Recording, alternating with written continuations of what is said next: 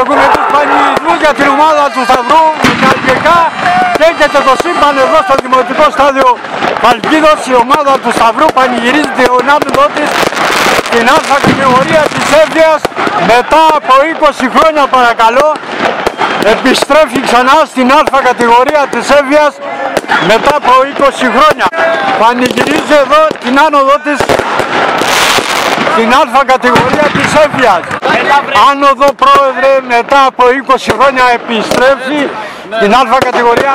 Καβάλα στο άλογο, να μην παρασυντηθώ στα εισαγωγικά, το αλογάκι με τη Σκύρο. Ευχαριστώ πάρα πολύ. Εδώ πανηγυρισμοί. Βίντεο τραβάμε, παιδιά. Λοιπόν, δύο λόγια, πέστε μου, έλα.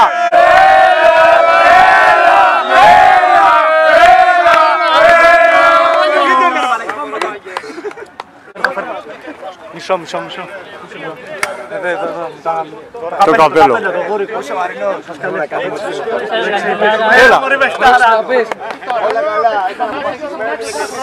Έλα. Πού είναι η σαμπάνια, δεν τον λούζετε ρε.